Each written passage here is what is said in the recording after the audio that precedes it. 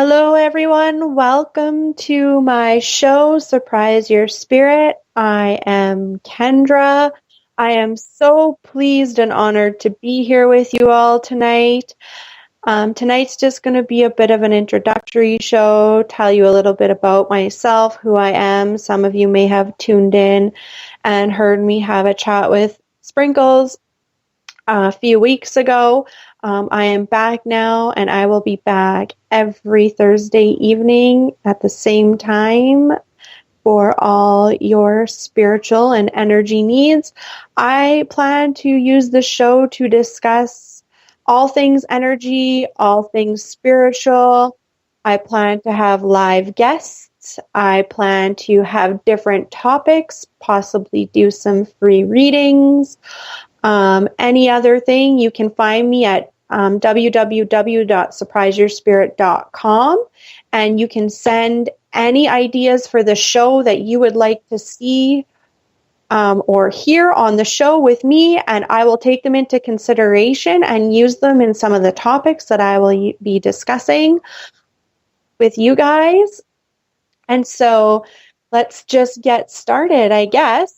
So my name is Kendra. I am a psychic medium, or as I prefer to be called, an intuitive reader.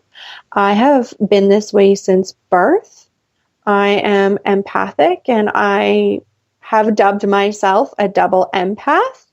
What is a double empath, people would say? A double empath is someone who is very empathically in tune emotionally, as well as physically. So I pick up other people's thoughts and emotions quite easily just through energy, and other people's physical pain as well. So that's part of that's probably one of my stronger gifts. I am clairvoyant, so I do see images, kind of like a movie reel in my third eye region. I am also clairsentient, so my body will receive messages through the energetic vibrations it picks up on. And people don't understand the difference between clairsentience and empaths. I'm going to explain that a little bit here for you guys in a minute. I'm also clairaudient, so I do hear messages auditorily, and I have a rare gift of clairolfaction, so I can smell energies. I can pick up on perfumes or even scents in a particular place, such as smoke, green grass, those sorts of things. I will smell them. Clairvoyant, clairsentient, clairaudient, clairolfaction. I have all of them, to be honest. I do channel a lot of my information as well. I can tap into the Akashic records. So it's been a challenge to learn how to use all of these and deal with them in a way that works for me and helps others. I obviously don't use all of my gifts at one point in time because it would be extremely overwhelming. So I pick and choose usually. Now, how did I know that these gifts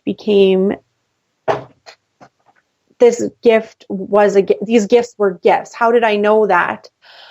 I just knew since I was little that there was something different about me. People had no problems pointing that out to me. I would be called weird, which was a word that I became to dislike very, very much until later in life when I connected with a really great coach who helped put me in energies and helped me to learn to harness my gifts and embrace them and help me to step into my power to use them in a way that can help others. And so people would call me weird growing up, and I really disliked the word, and I disliked the energy behind the word, not necessarily the word itself, but the way people projected it at me and what they were trying to say to me without actually saying it. So just for anyone out there who's ever been called weird, look it up in the dictionary. The word weird actually means of spirit. So we are all of spirit. So love it, enjoy it, embrace it. And now I look people in the face when they tell me I'm weird, put a big smile on and say thank you. So that gets quite exciting for me because then they just look at me like I'm crazy. And often I will just look at them, continue to look at them and just say, well, if you want to be weird too, then just call me. So, yeah, that's a little bit about that. When I was in my teenage years, I was really aware, of energies around me, and teenage years are difficult if you aren't in tune with your abilities, or if that part of your soul's journey isn't part of your journey here on earth to investigate those types of things. But for me, they were, and they were very powerful. So it was very hard on me. Due to the fact that I'm also a natural energy healer, I heal energies whether I like it or not. That's just who I am. I'm a walking energy healer. So I can protect myself. I can protect my energetic field. I can do all of those sorts of things, but it is part of what I'm put here to do on this life's path journey. And so I have to really be careful and take care of myself. So in my teenage years, because I was an energy healer and people are really struggling, I tended to really struggle slightly with depression off and on, not understanding that I was healing others, and the thoughts and feelings and emotions I was experiencing really didn't belong to me, that they actually belonged to other people and that I was helping them. And I mean, I knew that the thoughts didn't belong to mine, but I didn't understand why they were so intense and kept reoccurring. And so I struggled through that for quite some time. In my late teens, so when I was 19, I graduated high school when I was 17, went off to college and pursued a career in the medical field.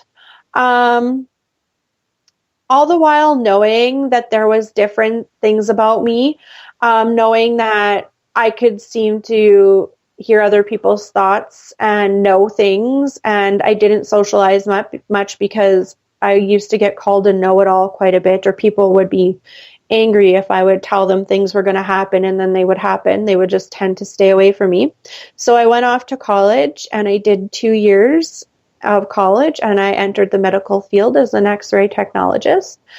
Now, when I stepped into the clinical setting of the hospital, I became ill every day for the first 2 years because I'm a natural energy healer, and the energies in a hospital are not that great. Not only am I dealing with the physical ailments that people are suffering with, but I'm also dealing with the stress energies that come from the family members that are visiting and being supports to those people. I'm dealing with the worries that are affecting the people who are seeking treatment or waiting for results or those types of things. I'm dealing with the worries and the anxieties of people who have been diagnosed and don't have good prognosis. So I became quite ill. I used to sleep a lot because I needed to replenish my energy. And I was actually diagnosed with irritable bowel syndrome, or IBS. And so once I started to recognize what was happening and take a little bit more control, my IBS symptoms actually started to disappear. Even though I had tons of recommendations from physicians on how to handle it, I actually recognized that my physical ailment was directly linked to my energy field and how I was carrying it and taking care of it and those sorts of things.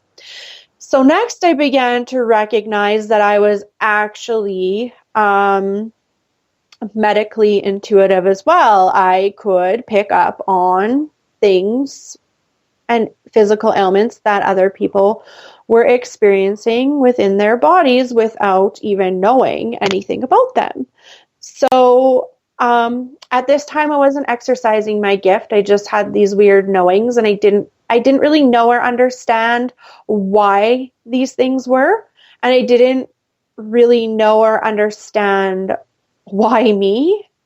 And I just kept pushing through and tried to not necessarily block it out, but ignore it. It was always there, but just ignore the information I was receiving. So a time came when I started to foster parent some children.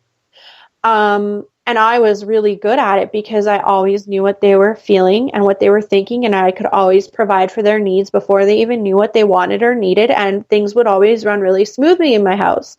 And their workers would constantly ask me, what are you doing? These kids are thriving in your home, and those sorts of things. And I mean, I can't right up tell people, I can hear their thoughts. I would just simply smile and explain I treat them the way I'd want to be treated. And then around the age of 25, the universe came in, gave me a swift kick in the rear, and me to start using my abilities and things. I could no longer ignore them. I could no longer block them. I started to, it became very overwhelming for me. They were so powerful. And because I'm an energy healer, the negative energies started to take a toll on my life. So that's when I sought out some help from Andrea. And she started to teach me some techniques on how to control the energies that I was aware of, and how to abstract information from them, and how to recognize what belonged to me and what belonged to someone else. And that's when I started to step into my gifts. So I worked off and on with her for a couple of years, and we worked hard at that, and she really pushed me, and I fought and said I didn't want to come out and tell people I could do this. And she really tried to make me understand that this is a part of who I am and to not be afraid of it. I wasn't necessarily ashamed of it. I was more afraid of the backlash and the unacceptance that I was going to have to face, because I had already struggled very hard in social settings my whole entire life. I didn't want to give people the outright reason as to why they thought I was strange, because no one ever really knew. They just knew there was something different. So finally, I started slowly telling people. I started with my family. My mother, this is not part of her journey, so it was very hard for her to understand. And I had talked to my dad about it quite a bit before I had told anyone else. And my dad started to open up about how he was actually gifted in that sense too. And a lot of things started to roll out and make sense for me, as my dad had been struggling with depression, severe suicidal depression for quite some time, many years. And we started talking about all things energy, and I started sharing some of the things that I was learning and teaching. And my dad, hopped right on the train and started sharing experiences with me.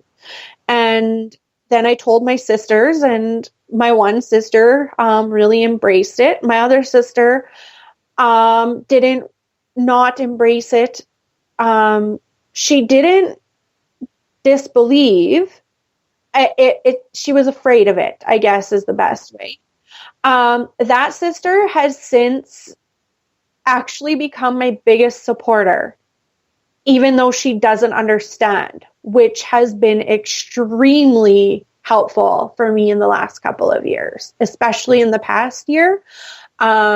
So it just goes to show that you don't necessarily have to understand things to support people. You know, if you can recognize they're good at something and that's part of who they are, support them anyway. My youngest sister is also very empathic. I think she knows it. She just wants nothing to do with it. I do feel there's a time down her path where, you know, she will need me more and want to learn more about it. And that's totally up to her. She does pop in on my live Facebook feeds and join in. She is very supportive as well, but she understands it a little better. So that's different. It was just a big step for my sister who didn't understand to really be supportive. And so then I, you know, stepped out and told some friends, and some of them were just like, yeah, well, we're not surprised. And imagine that. I was surprised that they weren't surprised. So, you know, things get quite interesting then, because you're just like, really? Like, you still want to be my friend? And they were excellent supports. I met some new people along the way. I lost some people along the way, not because they were supportive or disbelievers, but because I began to recognize their energy wasn't feeding my energetic space in a positive fashion to help me to pursue along this. It actually held me back. So, and there was no terrible falling outs or any of those sorts of things. It was just, you know, sometimes you have to let go. That purpose has served their time. That person's, you know, purpose has served its time and place in your path. And letting go with grace and just being thankful for the time you've had with them. I do still keep in touch with a few of them. They're still around. They are supportive of what I'm doing. They just aren't a part of my core inner circle anymore. I've made some really great new friends along the way who feed my energy in a very positive fashion. I've made a couple of career shifts just to keep that energetic space fresh and clean with people who support me in everything I do, whether they agree with it, believe it, understand it or not. They're always supportive of my endeavors in my worldly career, quote unquote, and my spiritual career as well. So that's been really great. And I've actually found that more people embraced it more than I thought they would. But I also think it's due to the evolution in consciousness on the planet as well. I do know that if I would have came out when I was younger and told people that I see dead people or I talk to dead people, it wouldn't have been so well received, and they already thought I was strange and didn't know why, so I wasn't going to give them a reason. So yeah, I have endured 2 near-death experiences, one when I was about 6 or 7, one again when I was 14, or just about 14. So I've had those experiences. They are very vivid. I remember them like if I could paint, I would paint the pictures of them. The one when I was 7 was a near-death experience involving drowning. And it was very powerful. I'm sure I actually encountered, for those who connect with angels, it would have been like the energy of Archangel Michael at that time. When I was 14, I had a medical surgery, and when I was taken into recovery, I had my experience there. I did walk down a bright white hallway with a lot of windows where it was just so beautiful outside. And unfortunately, I was told by a very, very soothing but stern voice that I had to turn around and go back. And even though I begged and pleaded with this being, this super bright light, white, beautiful energy that was speaking to me, how I did not want to go back, they told me I had to. So away I turned around and came back.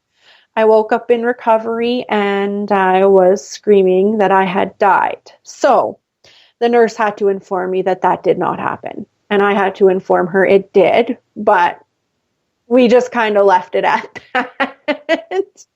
um, so I had never shared those experiences with my family either, that I had encountered them. I mean, they obviously knew that the drowning had happened and those sorts of things, but that I had experienced the voices and the lights and the encouragement to come back.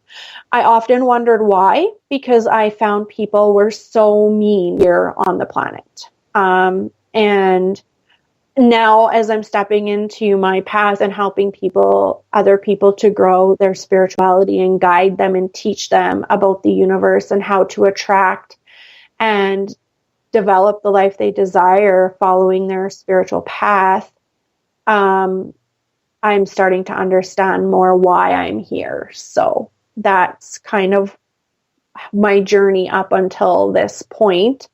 And then I was approached to start doing intuitive readings for an online company, which is just a bit under construction right now. And I will tell you guys more about that. So you can pop in and check out all the wonderful staff there. There are spiritual artists, there are astrologers, there are tarot readers, oracle card readers, pendulum users. There is coaches, all sorts of wonderful people on the site that I would highly recommend you check out and look into if you are seeking some spiritual guidance in your life. They can definitely help you on your path there, as well as OTC. Sprinkles has been amazing. She took the bull by the horns, I guess you could say, and invited me to pursue having my own show and share what I know and help others. So please check out Off the Cuff Easying and OTC Radio and check out some of the other shows they have. They're wonderful. And so that's a little bit about my journey. Those are some of my experiences that have gotten me to this point. I do intuitive readings. I do have my own business, like the show's name, Surprise Your Spirit. My business is called Surprise Your Spirit. My favorite thing to do is life path readings. And they usually last about an hour. They can be done by email, but my clients do get the most out of them by voice call. So we could do them either through Skype or telephone, whatever you prefer. It looks at your life path, where you're going, how you're getting there. Spirit usually highlights the main thing that is affecting your path right now, whether it be, I don't like the words good or bad or positive or negative, but whether the outcome be more enhancing to your life in a positive way or not, and will also direct you on how to make changes to turn things around and kind of give you a heads up if you need that, or give you the encouragement you need to keep pushing forward. I do readings for questions. I do all sorts of readings. I do video readings where I will use tarot cards and place them up so you can see them and speak about the messages that are coming through with the cards right on video and post them so I will send the links directly to you, and only you and I can have access to them unless you wish to share the link with others. You can view them as many times as you like. I do Souls Awareness coaching sessions, which will help you on your own spiritual path, help you to tap into your intuition. I've recently done a lot of workshop types of in-person workshops, doing some speaking. So on how to, the workshop that I've developed is actually called Talking to the Universe. So that's something that I've been doing. I'm in the middle of developing some tarot and oracle reading classes, just to get people to learn how to read those in their own way. I'm going to teach you how I do it, but I'm going to teach you how to use them, and you need to use them how they feel right for you. There is no right or wrong way. It's however you get your messages, to trust what you know. And so that's how those things work for me. I am I am going to take a little bit of a break, and then when we come back, I'm going to discuss a little bit on how to tap into your intuition, as this has been a question that I have been getting quite often lately. And I will speak a little bit about that, and then we will see if we have a little bit more time. We'll talk, dive into something else. And if not, then that will be the end of the show. And I will give you a heads up on what I have planned for next week's show. And then we will sign off. So I will catch you right after the break.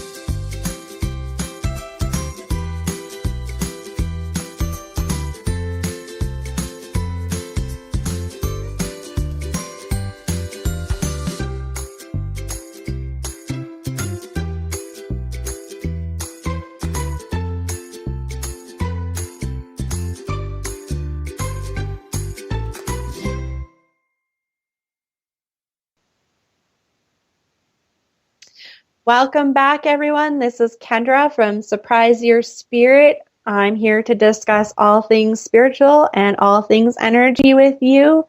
So if you missed the first half of the show, you might want to tune into the replay later, just to learn a little bit about who I am and what I do and what my intentions are here with the show. I will be here every Thursday evening at the same time. And like I mentioned before, feel free to pop me an email, like me on Facebook at Surprise Your Spirit. Check out my website at www.surpriseyourspirit.com and send me messages, emails on topics that you'd like me to cover. Heck, even if you have a guest that you think I could have on the show, let me know. I will seek them out.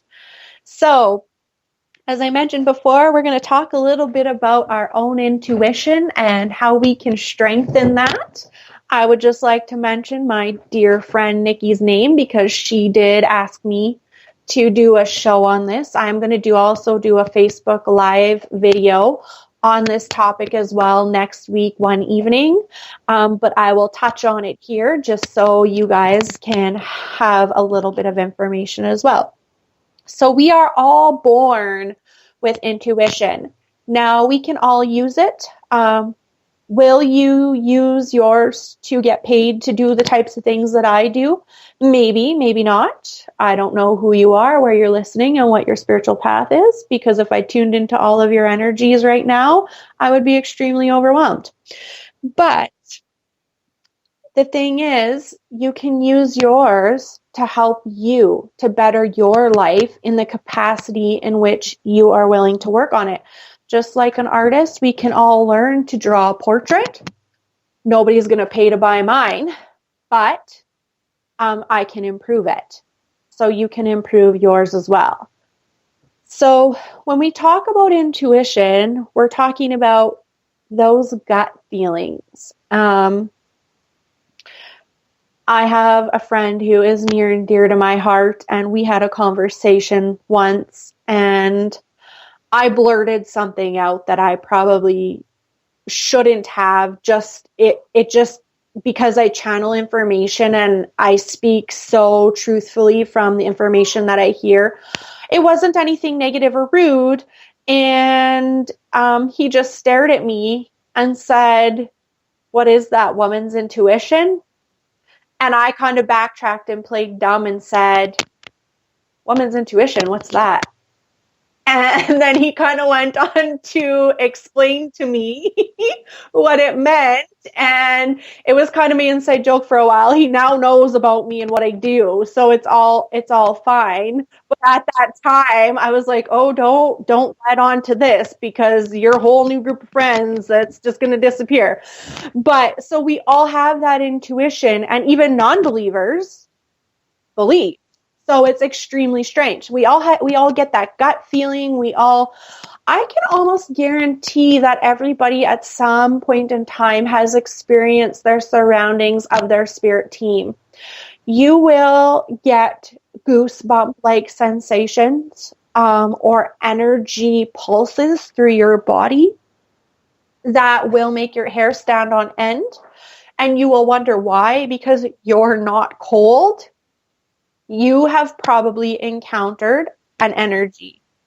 If it felt good, but was kind of out of there, it was probably your spirit team. If it felt good, but made you wonder what was going on, that was probably your spirit team.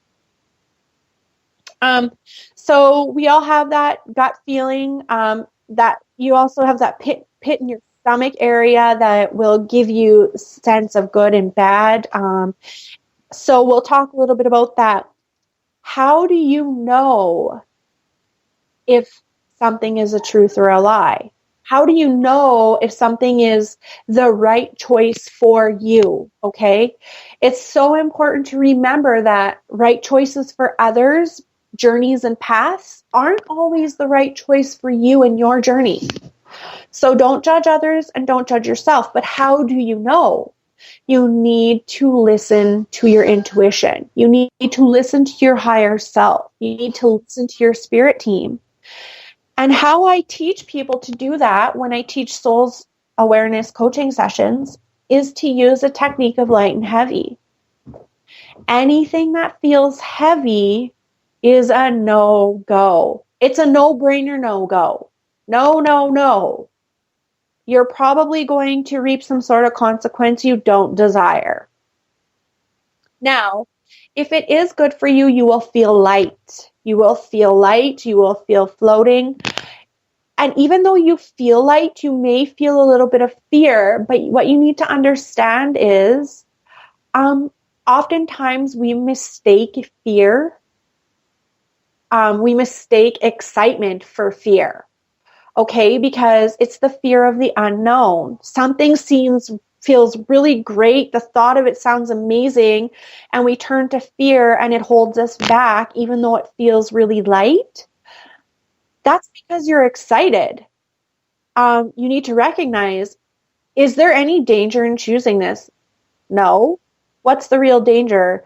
Holding you back is the real danger. Staying stuck where you are, where nothing is exciting and everything is boring. Everything's the same day in, day out, nothing changes. That sounds really boring to me.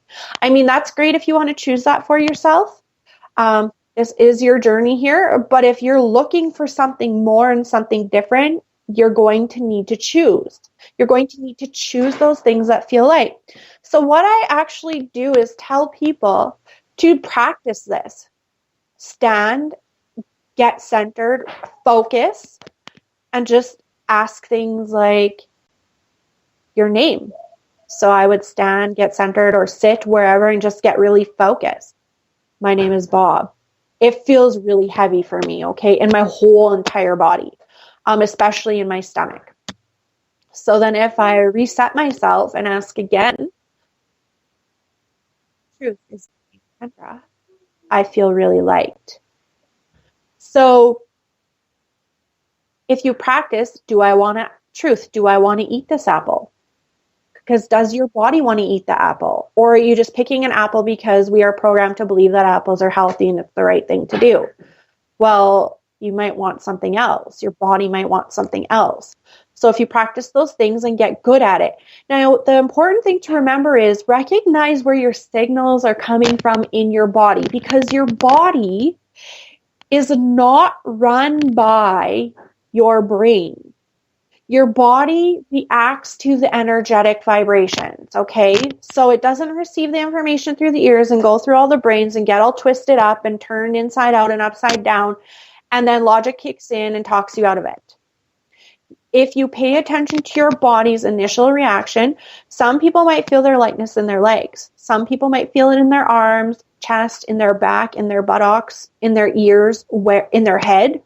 Wherever, pay attention to where that lightness and that heavy sits, because that's where you're always going to go to seek your answers. For myself personally, my solar plexus region, it is there. When I ask yes and no questions in readings, it's actually a front and a behind thing for me. The front of my body will feel a certain way if it's a yes. The back of my body will feel a certain way if it's a no. Those sorts of things. So practicing with things that you know are true and not true, it will help you to become a walking human lie detector.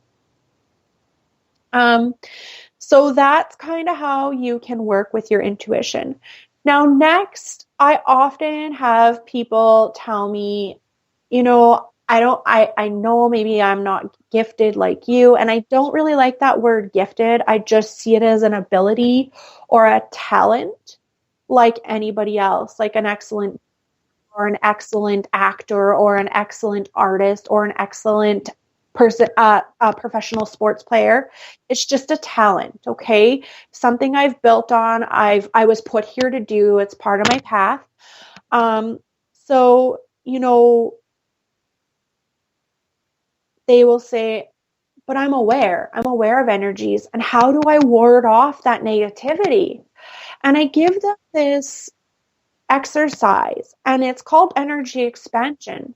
So if you sit where you are and get comfy, and maybe you want to do this during a meditation or prior to a meditation, or maybe after a meditation when you're completely clear, you will close your eyes and you will picture, whatever color around you, just surrounding your body like a bubble, and you will push it out. Imagine pushing it out and pushing it out and pushing it out to fill the room, to fill the building you're in, to fill the city you're in, to fill the country you're in. And I just visualize a globe. And then when you get to the point where you're pushing it off the earth, you've filled the whole earth with your color that you've chosen and pushing it out into the universe. It allows your energy to expand.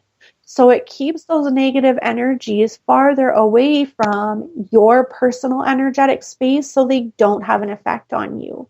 So this works really great for even people who are, up and coming intuitives, who are going to use their abilities to help others in some way, shape, or form.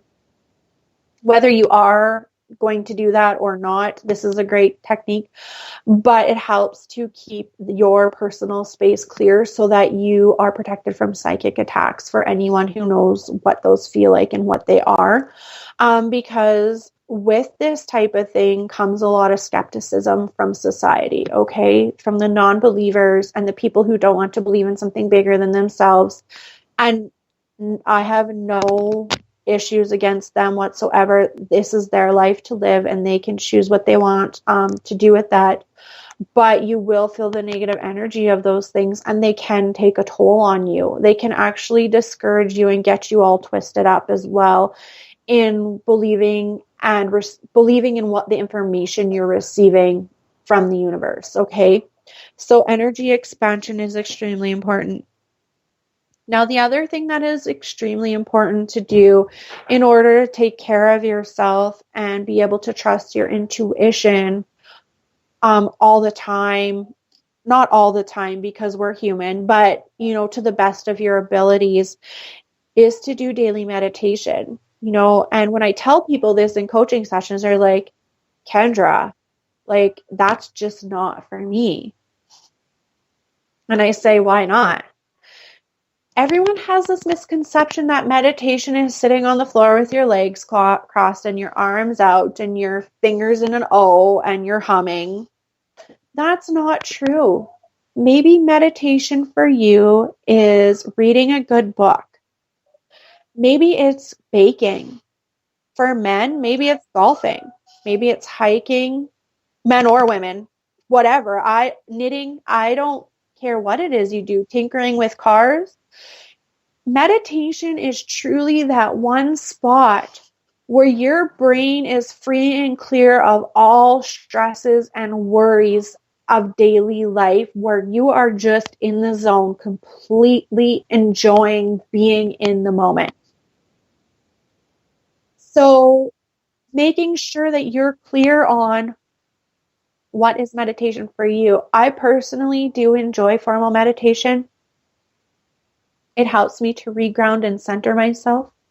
There are some excellent guided meditation videos on YouTube that you can look up and follow through. Start short because it is hard. Try to not do a long one and lie down. Most of you will fall asleep or get annoyed and rip your earphones out and never do it again. I will tell my clients to start at 5 or 7 minutes to begin with and work your way up. Once you've mastered staying present with the voice that's guiding you, then up your time a little. And then when you come out of that, pay attention to how your body feels. Pay attention to how you feel. Are you ready to go complete the rest of your tasks for the day? Have you expelled the energy that was holding you back or weighing you down after that meditation? The key to picking a great guided meditation too is making sure that the voice really resonates with your body. So it should make you feel light, the voice that is guiding your meditation. So maybe it's a male voice, maybe it's a female voice, maybe it's a mixture of voices. Making sure you listen to a few of them and pick the one you're drawn to. Don't go by the number of likes for the YouTube video. Don't go by any of those things. Make sure you're drawn to it. Make sure you're pulled to it, that it resonates with your energetic vibration, or you will get nothing out of it. The next thing that's important in being able to trust your own intuition is making sure you're taking care of your chakra centers. I'm not a guru with chakras. I will talk about them because my guides will actually talk about them in readings and bring them up. But I do hands-on energy healing as well in person And I use a different technique that doesn't involve the chakras, but I do believe it is one of the easiest ways to get people who are looking to advance their spiritual path and their spiritual journeys and learn about some of these sorts of things. It is the most easily researched. So it's basically a beginning point for some, and for some it resonates so deeply with them that that's what they follow for their whole spiritual journey, and that's great. So you'll maybe want to do a guided meditation to clear your chakras. And we will talk about those chakras. So you have a base chakra or a root chakra, which is at the bottom of your tailbone there. The basis of it is, grounding. It also represents an area of finance and stability. So if you're really struggling in any of those areas, maybe you have an energy blockage there. Next, you have your sacral chakra.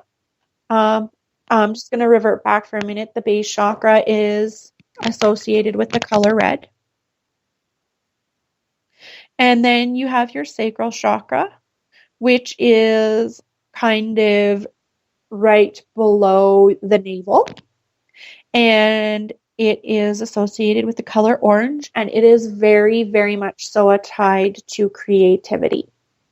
So, if you have projects going on in your life, or, you need to make a change, but you're not sure how to do it, and you've just seem to keep hitting your head against the wall, you probably have a blockage in that energy center there. So clearing that out would be great.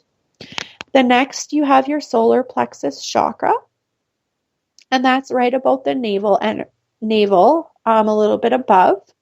And it is represented by the color yellow. Now, this is an extremely important area because this is an area where a lot of empaths and natural energy healers absorb their energy. So for a lot of people who suffer with bowel problems or stomach issues, keeping this area clear is going to, help you in the long run. It is associated with the color yellow. I think it is also very big in the area of confidence. So if confidence is something you lack in, your solar plexus chakra is going to be something you want to take a look at. Then next you have your heart chakra, and it is represented by the color green. And this is all things loving. So this is where you learn to form unconditional loving relationships. Now, everyone thinks relationship means romance. No, relationships are familial. They are co-worker relationships, boss relationships. They are friendships. They're all relationships.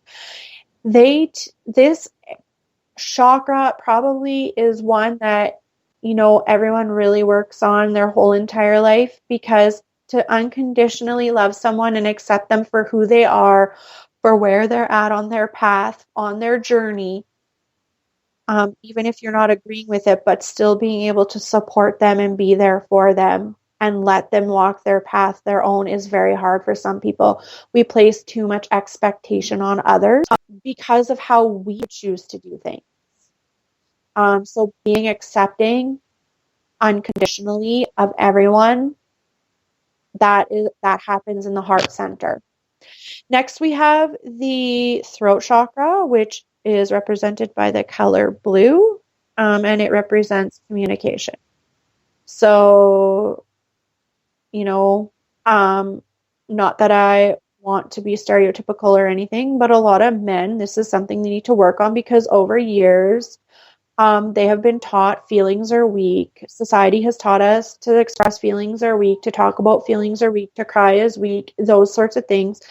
And communication is so important, because we can't just assume things about others. And it's not just about verbal communication. This actually ties into communicating with yourself, being honest with yourself about your wants and needs. Okay. So that's your throat chakra. Then you have your third eye chakra, which is right between the eyebrows, on your forehead there. And it is represented by, I am drawing a blank. I can't remember the color. So look it up. You will find out.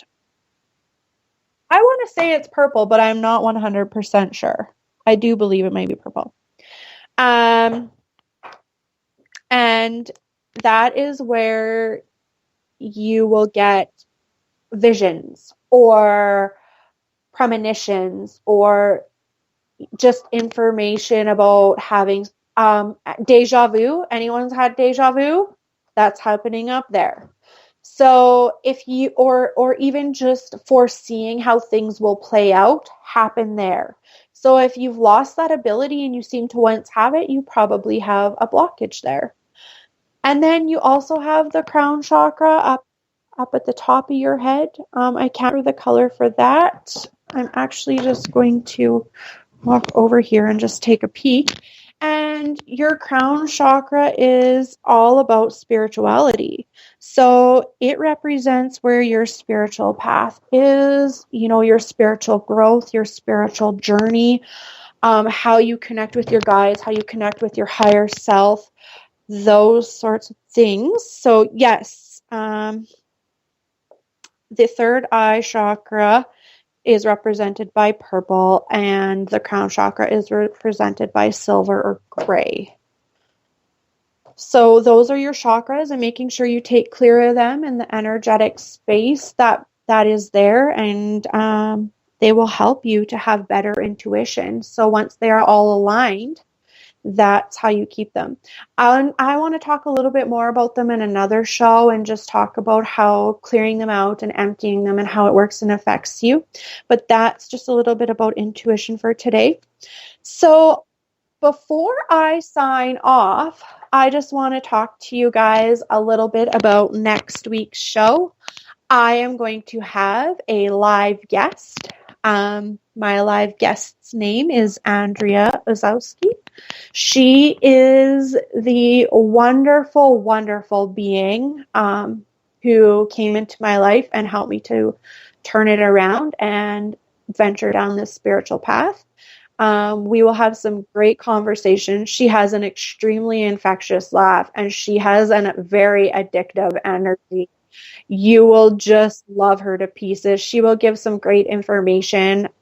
She will share a little bit about herself and how she works with energy. And I'm not sure the topics we're going to have, as that is secret to me, because sometimes when Andrea and I get together, things just happen and they fall into place. I can guarantee you it will be a fabulous show, and that you guys will want to connect with her and learn from her, because she has so much to offer everyone on this planet, not just people who get to know her. So I hope that you guys will all tune in next Thursday and hop in with us, hop into the chat room. Maybe we'll keep an open chat and we can take some of your questions out of the chat and answer them. If you want to know about energies, she can talk about entities, clearings, doing house clearings, doing your own clearings, all of those sorts of things. Those are things I can talk about too, but she is great at it, and she can shed some, extra light on some of those types of things. And so that, I think, is all I have for you guys this evening. It has been my pleasure to be here, and I am so excited for this new part of my journey and to share it with all of you. And I hope that you guys will all tune in next week and the following Thursdays. And if you can't catch me live, will pop the information on my website so that you can check out the replays, and you can also catch up with them on OTC radio. So, and check it out on the website there if you want the replays. And I am signing off now. I wish you all the most wonderful evening, and we will talk soon. Off the Cuff E-Zine, an online magazine that is given out freely. The wide range of promotional is unlimited. We take pride in bringing it all together for you. And we recognize that it is hard to reach a lot of people by just having a website, or even those writers that do not have the means to advertise or have a website. This website will provide its free services of advertising and giving others a platform to share their experiences, skills, and ability. For we believe that it is through others we learn not only of others but of ourselves as well. So, if you need a chat room to hold sessions, we can provide that with audio and video for classes, workshops, or just single sessions. Contact us to see what we can provide with our special features and promotional experience. And it is all free. Yes, free. Join us and meet other like-minded people, because that is what makes OTC the place to be. OffTheCuffDesign.com